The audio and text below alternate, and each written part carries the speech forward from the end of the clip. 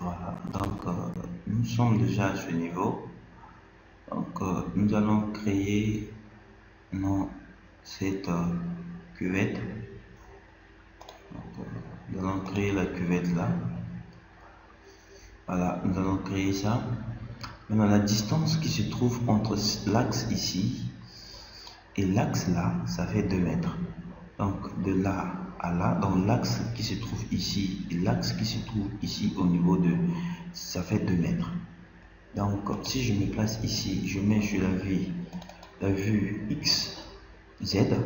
Donc je disais la distance qui se trouve entre cet axe et, parce que ça fait ça, notre élément fait ça et ça fait ça. Donc la distance entre cet élément et l'axe qui se trouve ici, ça fait quelque chose de 2 mètres. Donc ici je suis sur la vue X et Y, donc je dois augmenter l'axe par rapport à notre point, par rapport à notre repère ici, donc par rapport au sens de X, donc de là à là. Donc je me place ici, ici par rapport au repère numéro 1, repère cartésien par rapport à X. Cette fois-ci je vais placer de 2 mètres. Donc ça veut dire que si je me place au point 2, je vais ajouter 2. Mais si je me place au point 0, je vais ajouter 4. Si je me place au point 2, je fais une fois, je fais 2. On voit que ici, ça sera 4 en bas ici.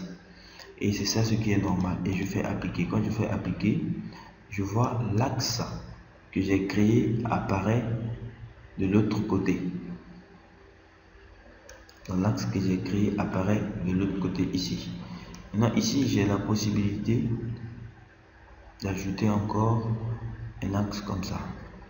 Voilà, je vais faire de là à là et de là à là. Très bien. Je vais aussi augmenter la taille d'ici au lieu de mettre, je vais mettre ça même à 0 ou bien 1 mètre. 1 mètre. Parce que là, c'est pas trop important. Je viens ici, au lieu de mettre de là à là 0,5, je peux supprimer et cliquer ici, mettre 1 mètre, 1 mètre, je fais ajouter. Je fais tout ça en valeur, j'applique, je ferme. Voilà, j'ai au moins 1 mètre ici, donc de là à là, ça fait au moins 1 mètre. Bien, donc j'enregistre. Qu'est-ce que je fais? Ok, donc je vais tracer pour avoir cette forme. Donc je peux venir ici, je prends pour les lignes qui va me permettre de tracer en fait. Donc je vais sélectionner de là à là et je vais prendre de là à l'axe du milieu là, donc de là à là aussi. Mais ici, je peux prendre ça, cet arc, je prends arc ici, je prends début, centre et fin, ou bien début, fin et centre. Je fais début qui est là, fin, et voilà, je mets cette petite courbe, je fais appliquer. Mais si je fais appliquer, si je sélectionne ça, ça me permettra de supprimer. Très bien. Maintenant, ici, je peux maintenant faire une révolution. La révolution ici, c'est cette forme. Voilà. C'est cette forme. Donc du coup, comment vais-je faire? Je serai obligé de sélectionner pour faire cette extrusion. Bon, ici aussi, je peux faire une autre ligne. Donc je prends ici, je prends pour les lignes et je trace une ligne qui va quitter de là à là. Je fais ça pour les lignes, je fais une ligne qui va quitter de ici jusqu'ici. Voilà, donc j'ai affaire à ça. Donc je vais sélectionner ça, tout ça, et je vais faire une extrusion. L'extrusion se trouve dans édition et non, une révolution, autant pour moi, je vais faire une révolution, pas extrusion, une révolution. Je viens ici, je mets le nombre de division 36 comme le nombre de division d'extrusion, et je viens de là à là, j'ouvre, et je viens ici, je mets cet angle qui fait 360 degrés depuis, et je fais OK. Là, je fais appliquer, je fais oui, je ferme, et je clique ici pour voir mon extrait. Voilà, donc j'ai ça, et en bas aussi, voilà, j'ai la même format de mon élément qui se trouve dans mon dessin. Voilà, j'ai ça, très bien, voilà, j'ai ça, OK. Maintenant, après avoir vu ça, qu'est-ce qu'il faut faire? Il faut passer maintenant à mettre la ceinture ici.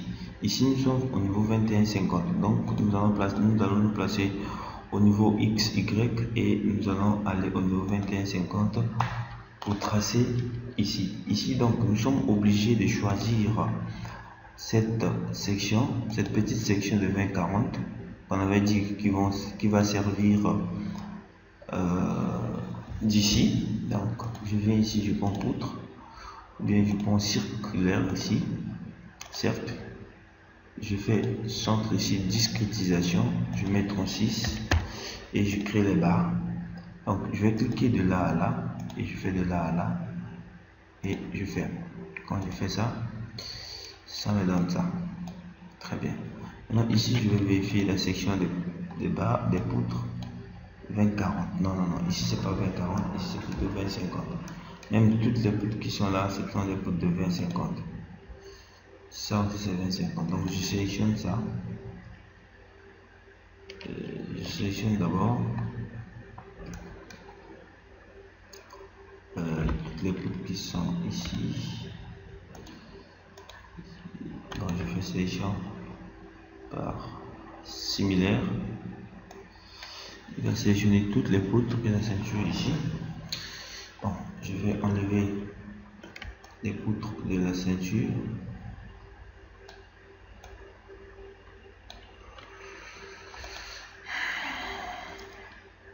Je me place dans ce sens, dans l'autre sens. Voilà.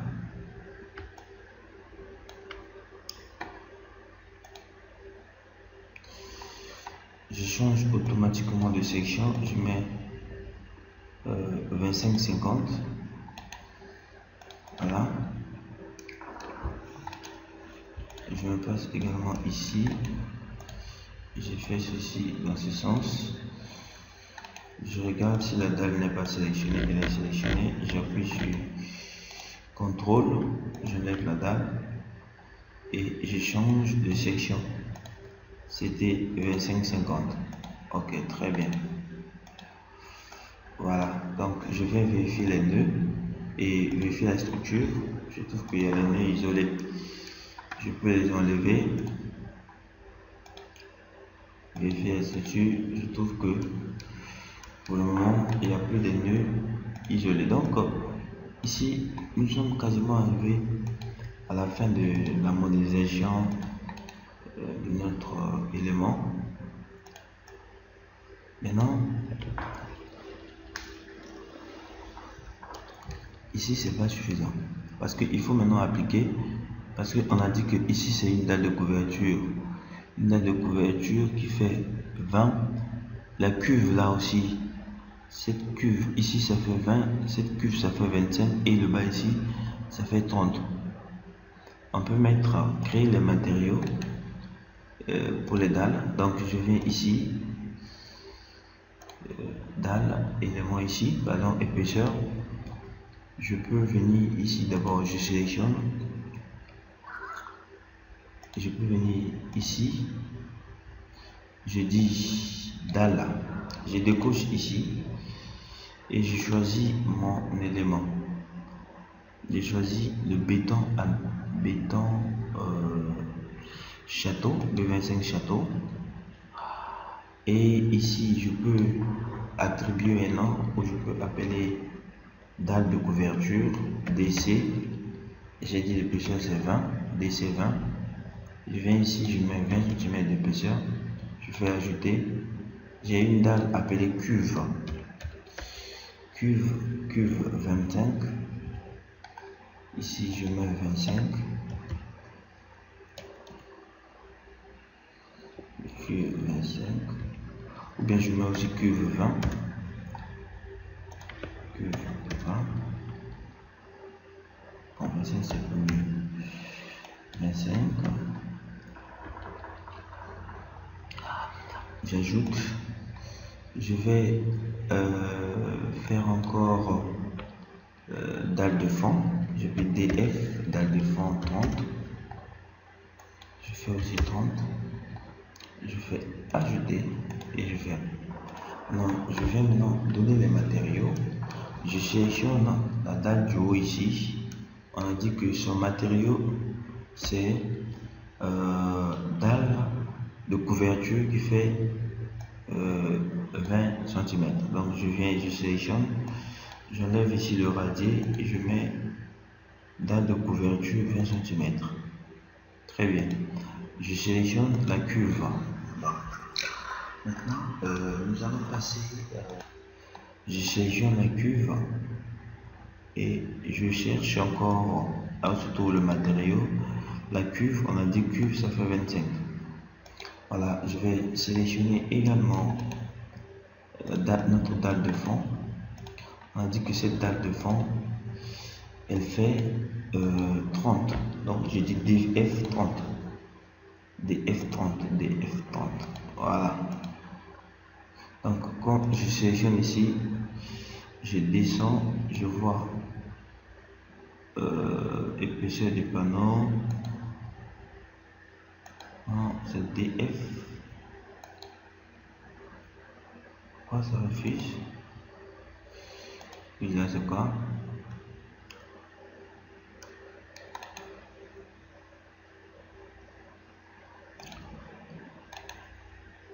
Bon, après, je suis sur ça, je vais modifier ça tout à l'heure. Je sélectionne ça. Très bien. Je viens ici, date de cuve, je fais ça, je fais appliquer. Je ferme, je sélectionne une dalle de couverture. Je fais ça, des dalles de couverture, ça. Ok, je fais appliquer. Je sélectionne ma dalle de fond. Je viens ici, je fais ça, des dalles de fond qui fait 30. Je fais appliquer. Donc du coup, quand je viens ici sur, par exemple, cet élément, quand je le sélectionne, je crois c'est dalle de couverture. Non, en réalité ça c'est cuve.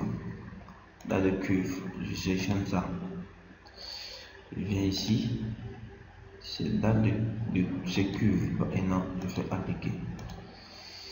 Je sélectionne ça. Je vois c'est cuve 25. Je sélectionne le haut. Je vois c'est dalle de couverture. Et je sélectionne le bas. J'ai DF dalle de fond. DF dalle de fond. Donc je vérifie la structure s'il n'y a pas d'erreur pour que je puisse avancer. 0 erreur et j'enregistre le projet.